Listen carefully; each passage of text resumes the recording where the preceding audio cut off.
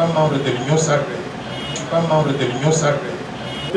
Noël Tchani, pour cet exposé si riche, si éprouvant et innovant, et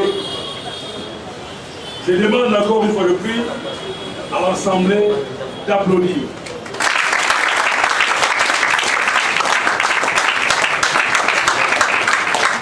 JSN, viva!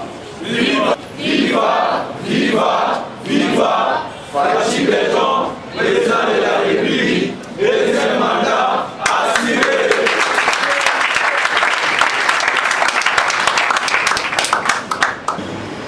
Poser des questions, avoir des éclaircissements, et en fait peut-être si Changer en tant que compatriote. J'espère que le coordonnateur et tout le bureau ont réalisé que je ne suis pas membre de l'Union sacrée. Je suis président d'un parti politique qu'on appelle la Force du Changement, qui est en dehors de l'Union sacrée. Mais j'ai pensé que s'ils m'ont important de la loi, c'est l'article 10 de la Constitution. L'article 10 dit que la nationalité congolaise est une et exclusive. Qu'est-ce que cela veut dire? Cela veut dire que vous ne pouvez pas être congolais et avoir une autre nationalité étrangère. Vous ne pouvez pas être congolais et être français, belge, indonésien, n'importe quel pays du monde. À cause de cette disposition-là, beaucoup de nos compatriotes qui ont quitté ce pays dans des conditions difficiles, la plupart d'entre eux, ils ont quitté parce que le pays était mal géré, la malgouvernance. Ils ont fui le pays pour aller chercher des opportunités ailleurs. Ils arrivent là-bas, ils travaillent, ils terminent les études. Pour trouver le travail, le pays leur dit, le pays de résidence leur dit, si vous voulez trouver du travail ici, vous devez avoir la nationalité du pays, c'est-à-dire prendre les papiers pour être éligible à travailler dans le pays. Et ils sont allés, ils ont pris ces papiers-là pour être français, belge, indonésien, ainsi de suite. Mais à la minute que vous prenez ces papiers, la RDC ici vous dit, ah, vous n'êtes plus le nôtre, vous n'êtes plus congolais. Or, quand vous prenez ces papiers-là, c'est pourquoi? C'est pour trouver du travail, nourrir vos enfants, les envoyer dans des bonnes écoles et gagner de l'argent supplémentaire. Envoyer cet argent-là aux familles qui sont restées dans la pauvreté en RDC. Vous êtes un héros national. Quelqu'un que nous avons envoyé pour nous gagner de l'argent, soutenir les familles qui sont dans la pauvreté ici. Maintenant, je considère que avec cette disposition, nous avons perdu 15 millions de Congolais. 15 millions de Congolais, la plupart d'entre eux qui sont dans la diaspora, ont perdu la nationalité congolaise, ne sont plus Congolais. En d'autres termes, la constitution actuelle, avec cette clause d'exclusivité de la nationalité congolaise, a divisé la population congolaise. On a divisé la population congolaise en deux parties. La partie des Congolais à l'intérieur, et nous sommes 107 millions de Congolais à l'intérieur, et la partie des Congolais dans la diaspora, en grande partie, cette partie-là, 15 millions, ils ont perdu la nationalité congolaise. Donc on nous a divisés. La loi que nous proposons donc dit ceci. Aucun d'entre nous, Congolais, ne doit perdre la nationalité congolaise. Nous sommes nés Congolais, nous vivons Congolais, nous allons mourir Congolais et on va nous enterrer comment? Congolais. Personne ne doit perdre la nationalité congolaise. Personne ne doit perdre la nationalité congolaise. Si vous allez à l'étranger et vous prenez une nationalité congolaise, comme disent les Guinois ici, Etalio, ça vous regarde. Mais le jour que vous revenez à Kinshasa, à l'aéroport d'Indil ou à n'importe quel point d'entrée, vous présentez le passeport congolais, nous vous acceptons, nous ne voulons même pas savoir est-ce que vous avez une autre nationalité ou 10 000 autres nationalités. Ça, c'est vos papiers à vous, ça vous regarde. Mais nous, Congolais, nous vous accueillons comme étant notre frère et notre sœur qui revient en famille, qui revient au bercail. On n'a pas besoin de vous bloquer, de vous barrer la route. En faisant ce changement-là simplement, c'est-à-dire remplacer la nationalité congolaise et une exclusive par la nationalité congolaise et irrévocable, en changeant simplement ce mot-là, nous allons redonner la nationalité à 15 millions de personnes. 15 millions de Congolais. Mais 15 millions de personnes, c'est comme l'équivalent de la population Congo-Brazzaville, le Gabon, la République centrafricaine et le Burundi. Quel est ce pays du monde-là qui refuse tout ce monde-là en disant « vous n'êtes plus les nôtres ». Par conséquent, c'est le Congo qui gagne. Nous gagnons comment? Ces gens-là, les 15 millions, ce sont des ressources humaines de qualité, qui sont formés dans les meilleures écoles, dans les meilleures universités de la planète, qui ont travaillé, qui ont de l'expérience professionnelle, donc des ressources humaines dont le Congo a besoin pour son développement. En plus de cela, ces 15 millions, parce qu'ils ont travaillé dans des pays qui ont un pouvoir d'achat, ok? Ils ont épargné de l'argent. Cet argent qu'ils ont épargné, à la minute qu'on leur dit vous pouvez rentrer au Congo quand vous voulez, vous êtes Congolais, ils vont venir le dépenser ici, investir dans des petits projets de développement, par conséquent, créant des emplois pour nous autres qui sommes à l'intérieur du pays. Par conséquent, je ne vois que du bien qui pourrait venir de ce changement-là et d'adoption du principe de irrévocabilité de la nationalité congolaise. Toutefois, nous devons être prudents. Nous avons des pays voisins, ils ont fait la guerre, qui ont voulu nous coloniser, qui ont voulu nous exploiter et qui continuent à multiplier des stratagèmes pour arriver à nous dominer. Ces pays-là, nous n'allons pas permettre la double nationalité avec eux. Donc, dans un premier temps, double nationalité avec tous les pays du monde, sauf avec les pays voisins de la RDC. Et ça, jusqu'à ce que nous nous sentions à l'aise à vivre avec eux, à partager la même nationalité avec eux.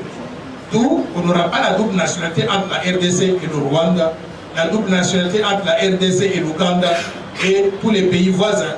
Et ça va durer peut-être 30 ans, 50 ans ou 100 ans, jusqu'à ce qu'on se sente à l'aise maintenant de vivre avec eux. Et en ce moment-là, on pourra réexaminer ces dispositions-là.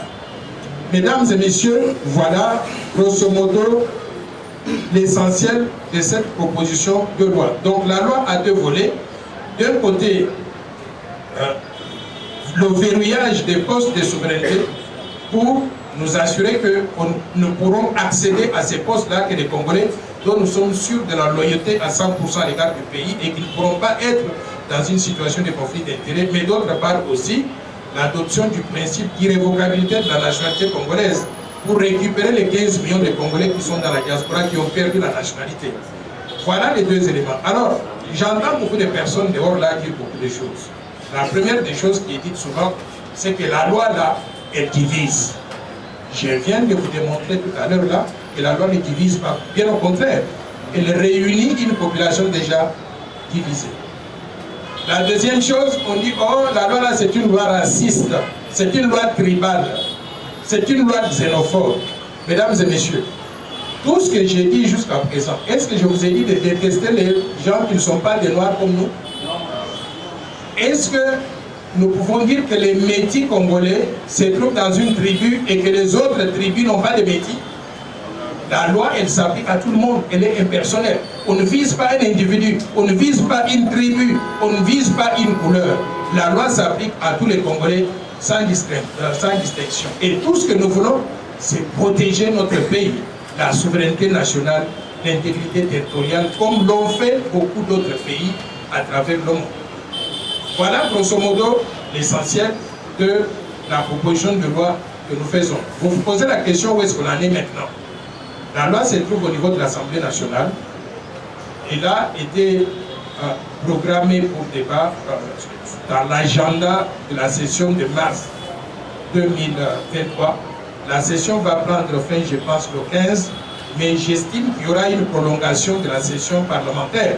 Donc, c'est possible qu'avant le 15, on programme les discussions et le vote sur la loi, mais c'est possible que ça intervienne dans la deuxième partie, lorsqu'il y aura donc extension de cette session parlementaire. Nous croisons les doigts et nous demandons au président Bosso et son bureau de faire œuvre utile, de ne pas accepter les pressions qui viennent de l'extérieur. Cette loi n'est pas la seule loi que le Parlement congolais va pouvoir examiner. Il y a des millions de lois qui ont été examinées depuis 1960. Posez-vous la question de savoir pourquoi seulement cette loi-là fait intervenir des ambassadeurs des pays étrangers, les sénateurs américains qui émettent des communiqués et qui menacent la République démocratique du Congo en disant ne franchissez pas la ligne. Quelle est la ligne que nous allons franchir? lorsque chez eux, ils ont adopté la loi qui dit que pour être président de la République des États-Unis, il faut être américain né sur le sol américain. Est-ce que nous, on est intervenu pour leur dire ne faites pas ça? On n'est pas intervenu. Pourquoi est-ce qu'ils doivent intervenir pour nous dire ne franchissez pas cette ligne ici? C'est parce qu'en réalité, nous avons découvert leur secret. Quel est leur secret? En 1960, vous vous rappelez qu'il y a un Belge, je pense que c'était M. Van Bilsen, qui avait dit qu'avant l'indépendance sera égal après l'indépendance. C'est-à-dire, le Congo va continuer à fonctionner d'après le modèle mis en place par les colonisateurs. C'est-à-dire, on exploite les ressources naturelles du pays au profit de l'étranger. Et on fait intervenir au sommet de l'État des gens qui n'ont aucune loyauté à l'égard du pays. On nous manipule en quelque sorte. Cette loi ici va changer tout. C'est la deuxième indépendance de la République démocratique du Congo. Pourquoi? Parce que avant cette loi, on pouvait avoir des infiltrés dans toutes les institutions de la République. Après cette loi, il n'y aura plus d'infiltration dans nos institutions. Et le Congo sera géré exclusivement par des gens qui ont à cœur l'intérêt supérieur du peuple congolais. Donc les choses vont changer. Nous pourrons nous concentrer maintenant sur les efforts de développement du pays, au-delà des considérations de souveraineté et d'intégrité territoriale. Mesdames et messieurs, je vous remercie. Président du Sénat, le Premier ministre et les ministres régaliens, c'est-à-dire Finances, Justice, Défense, Affaires intérieures et Affaires étrangères, les hauts commandements militaires de l'armée, c'est-à-dire des généraux là qui font la guerre, quand on les envoie au front pour combattre les M23, vous apprenez que certains de nos généraux ont juste tourné la casaque et ils ont rejoint le M23. Or, mais nous, on croyait que c'était le nôtre. C'était des infiltrés qui étaient parmi nous. Donc, nous allons maintenant verrouiller, nous assurer que ces postes-là sont désormais occupés par des gens qui ne peuvent pas changer casaque. Parce que le Congo, c'est le seul pays qu'ils ont. Le haut commandement du commissariat général de la police, c'est-à-dire les mêmes choses, les généraux là, au niveau de l'armée, mais aussi au niveau de la police, l'administrateur de l'ANR, de l'Agence nationale des renseignements, le directeur général de la DGM, de la Direction générale d'immigration, les hauts magistrats de la République, les gens comme le premier président de la Cour de cassation, le premier président de la Cour constitutionnelle, donc des hauts magistrats de la République, le président de la Commission électorale nationale indépendante de la CENI, le gouverneur de la Banque centrale du Congo, les gouverneurs des provinces et leurs adjoints, les ambassadeurs de la République démocratique du Congo à l'étranger, parce qu'ils représentent le pays, ils représentent le chef de l'État, qui est des pères et des mères, ils doivent être comme lui. Et enfin, nous allons vérifier aussi les épouses et les époux de tous ceux qui occupent les postes de souveraineté. Je vais m'expliquer. Nous ne disons pas à nos compatriotes de ne pas aimer des femmes étrangères ou des hommes étrangers. Non, pas du tout. Vous pouvez aimer qui vous voulez. Mais quand vous aimez là, sachez que demain, quand vous occupez un poste de souveraineté et que vous devez choisir entre le Congo, d'où vous venez, et le pays de votre femme, vous serez dans la même situation de conflit d'intérêts que j'ai décrit tout à l'heure.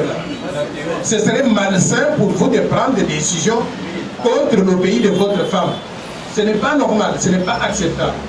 Par conséquent, pour vous éviter d'être dans la même situation de conflit d'intérêts, nous nous disons, pendant que vous aimez une Allemande, une Française, une Rwandaise, une Ougandaise, et ainsi de suite, là, vous allez faire autre chose. Vous n'allez pas occuper les postes de souveraineté que je viens d'énumérer là. C'est ça la logique.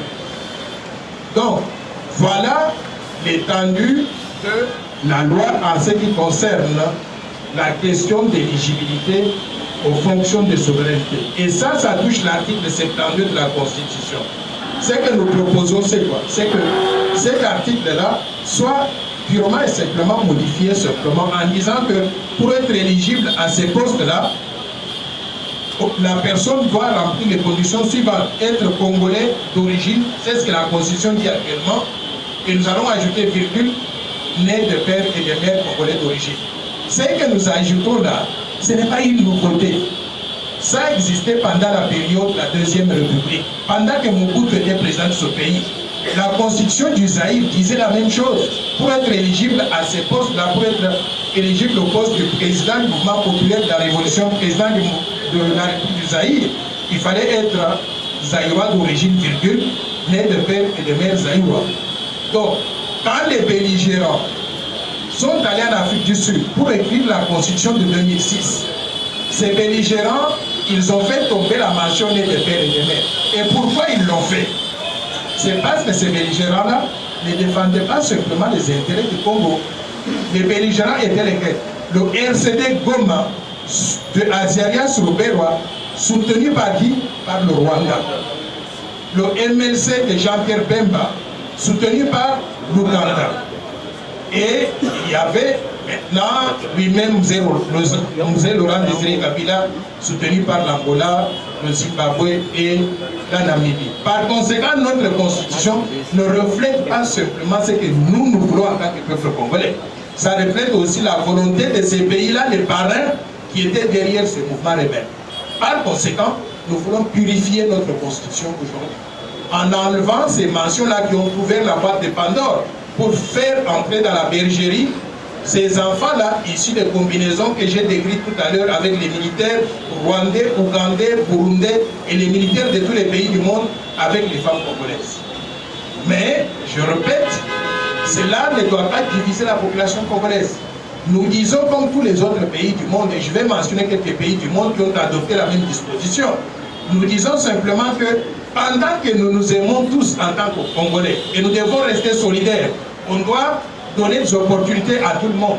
Nous allons faire cette incise-là pour protéger un bien qui est particulier, la souveraineté nationale et l'intégrité territoriale.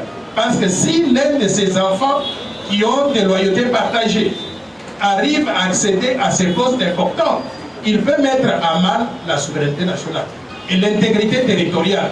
Comme je l'ai décrit tout à l'heure là, comme Kagame est en train de réclamer les terres à l'est de la République, qui a envie de voir la RDC perdre le Kivu, le Nord Kivu, le Sud Kivu, le Maniema, pour donner donc à Kagame.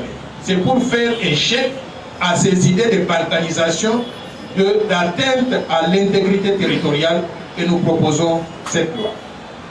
Mais la question que nous devons nous poser est celle-ci. Est-ce que nous sommes le seul pays de la planète à adopter une disposition de ce genre-là? Je vous dis non. Il y a des pays juste à côté comme la Zambie. La Zambie dit clairement que pour être président de la République, il faut avoir la nationalité zambienne et avoir les deux parents du candidat en question. Les deux parents doivent être zambiens by birth. En anglais, ça veut dire de naissance, l'équivalent de père et de mère. La Tunisie, elle dit la même chose. L'Égypte dit la même chose. Et ils vont jusqu'à 4 générations à partir du candidat à la présidence de la République. C'est-à-dire, les pères et la mère doivent être tunisiens ou égyptiens ou marocains. Les grands-parents doivent être la même chose. Les arrière-grands-parents, la même chose. Même chose aussi du côté donc, de la femme de l'épouse. Par conséquent, nous ne sommes pas le seul pays de la Terre à penser de cette façon-là. Et d'ailleurs, je voudrais vous dire que tous ces pays que je viens de mentionner, c'est-à-dire la Zambie, la Tunisie, le Maroc, l'Algérie et beaucoup d'autres, nous sommes tous membres d'une organisation qu'on appelle les Nations Unies. Les Nations Unies n'ont jamais demandé à ces pays-là d'enlever cette disposition-là parce qu'elle serait d'après eux discriminatoire. Ils n'ont jamais demandé à ces pays-là. Par conséquent, les Nations Unies sont mal placées pour venir pointer du doigt notre proposition de loi en RDC en nous disant elle va faire la discrimination, elle va éliminer certaines personnes. Bintou Keïta, qui est représentant de la MONUSCO ici, et n'a qu'à aller déjà demander à son pays, la Guinée, Conakry, de changer la constitution. Et s'ils ne peuvent pas le faire, et demander à la Tanzanie, à la Zambie, à la Tunisie, de faire la même chose. Par conséquent, ils ne doivent pas nous interdire à nous le droit de protéger aussi notre souveraineté nationale en adoptant cette loi ici. Ça, mesdames et messieurs, c'est le premier volet de la loi. Il y a un deuxième volet important.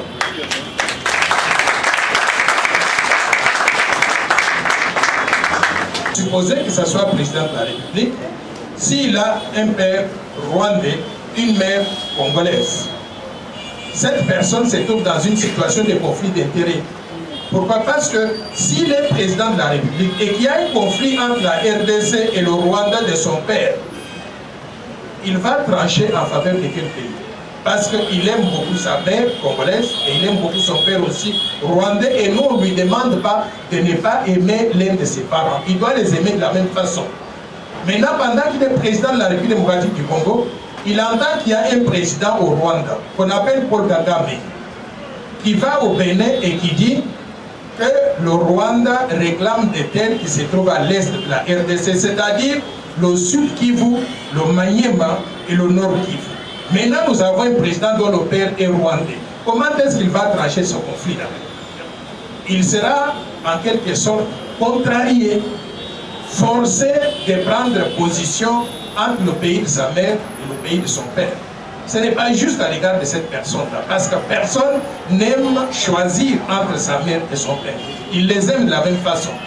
C'est pour éviter de mettre l'un de nous dans une situation de conflit d'intérêts de cette façon-là, que nous disons, nous vous aimons beaucoup, vous pouvez tout faire dans notre pays, mais on ne va pas vous mettre dans des postes où vous devez choisir entre le pays de votre père et le pays de votre mère. En d'autres termes, nous ne voulons pas vous mettre dans une situation de loyauté partagée. Partagée entre la RDC et le Rwanda, ou partagée entre la RDC et l'Ouganda, la RDC et un autre pays.